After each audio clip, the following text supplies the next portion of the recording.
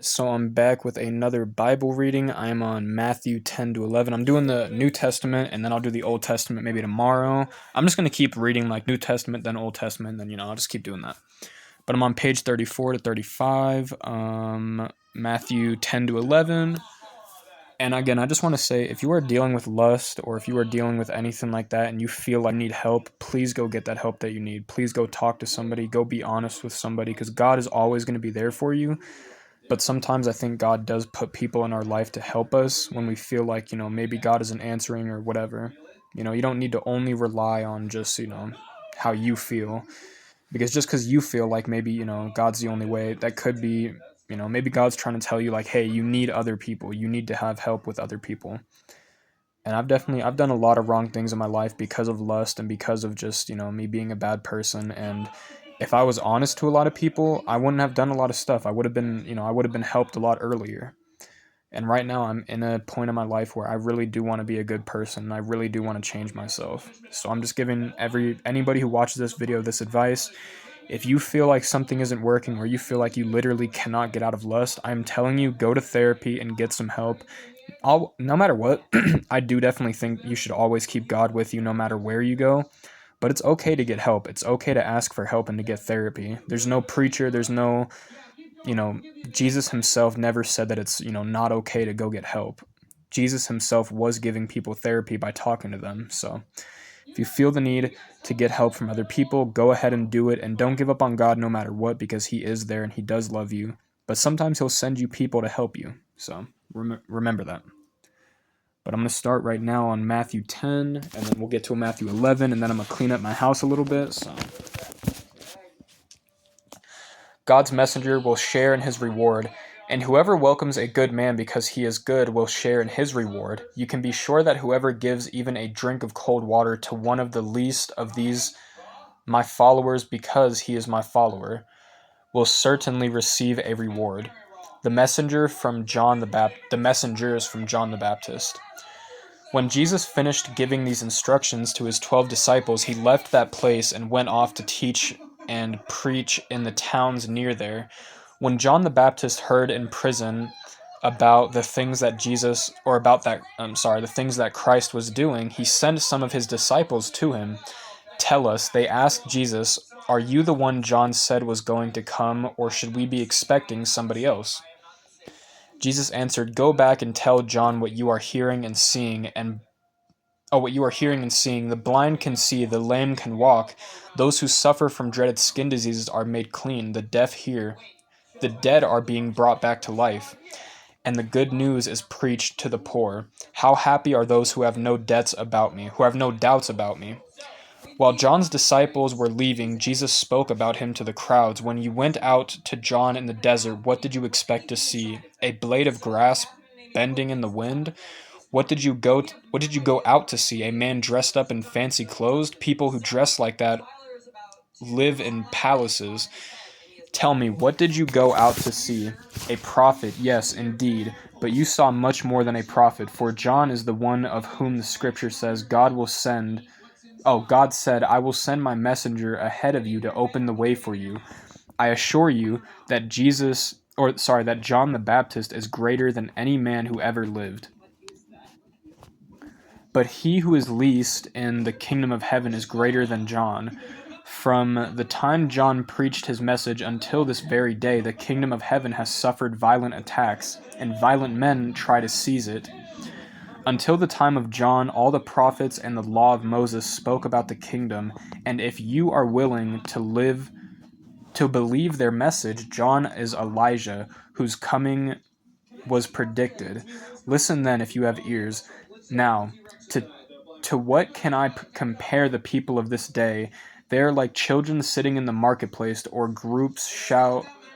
Oh, one group shouts to the other. One played wedding music for you. One played. Oh, sorry. We played wedding music for you, but you wouldn't dance. We sang funeral songs, but you wouldn't cry. When John came, he fasted and drank no wine, and everyone said he has a demon in him. When the Son of Man came, he ate and drank, and everyone said, look at this man, he is a glutton and wine drinker, when a friend of a tax collector and other outcasts, oh, and a wine drinker, a friend of tax collectors and other outcasts. God's wisdom, however, is shown to be true by its results. The unbelieving towns. The people in the towns where Jesus had performed most of his miracles did not turn from their sins. So he reproached those towns. How terrible it will be for you, Corinthia.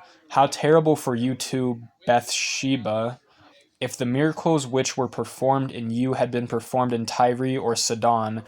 The people there would have long ago put on a sackcloth and sprinkled ashes on themselves to show that they had turned from their sins.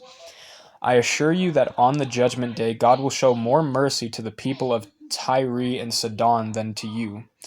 And as for you, Capernaum, did you want to lift yourself up to heaven? You will be thrown down to hell. If the miracles which were performed in you had been performed in Sodom, it would still be existing today. It would still be in existence today.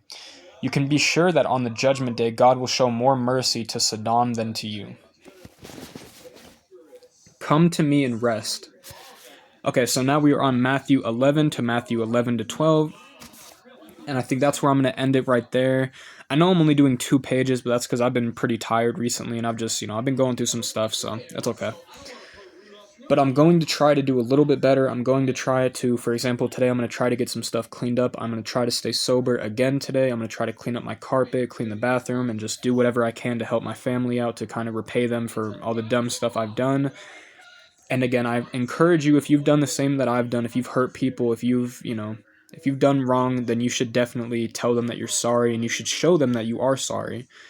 You should show them that you do want to be better, and that, and that can be whatever, maybe just apologizing, or maybe just cleaning up the house, or doing something, whatever you can do, offer help, just offer help. That's the best thing you can do. But thank you guys all so much for watching this. I hope you all have an amazing and blessed day, and I pray that God watches over every single one of you. And again, if you are feeling like you need help and you feel like maybe it isn't working, or you feel like maybe God isn't answering your prayers, I urge you, please go talk to somebody. Because unfortunately, sometimes, God, it's not that he doesn't want to help you, but maybe he's giving you a chance to go ask for help. If you need help, you should ask for it. So don't be discouraged if God isn't answering all of your prayers, because sometimes it's not in his will, Sometimes the things that we want aren't what he wants, and that's not a bad thing. God knows what's best for us. God makes all the best decisions for us, because he doesn't want us to sin. He doesn't want us to be bad people. You can tell from in the Bible, it's clearly trying to show you that you should turn from your sins and to be a good man. And it's hard. It is very hard, unfortunately, especially in this world nowadays. It's very hard, and for some, it feels like it's impossible, but you can't keep all these feelings to yourself. You need to. And if I could go back to when I was a kid, I would tell everybody what I was feeling. I would have gone to therapy and been honest, but I lied, and now I'm dealing with a lot of stuff, and it's, that I did that to myself, and I'm hoping God can still, be there for me and help me, and I feel like he is. I feel like he is helping me. But I still need I still need to go to therapy. I feel like, honestly, soon enough, I might sign back up for therapy just so I can go talk to somebody. And if you are feeling the same way that I am, please go do it. It is an amazing choice. It is good, and they won't judge you. If your therapist is judging you for believing in God, then leave that, if they're helping you, then don't leave. But if they're judging you, just, it's okay. People are going to judge you regardless. But if God has helped you, then that is a good thing. But if you feel like God isn't helping you right now, or you feel like you need to talk to somebody, that could be God giving you a sign to go talk to somebody, to go get help from somebody else. So please do it. But again, thank you guys so much for watching. God bless you all. I pray you all have an amazing day. Stay safe out there, and peace out. Thank you for watching this video.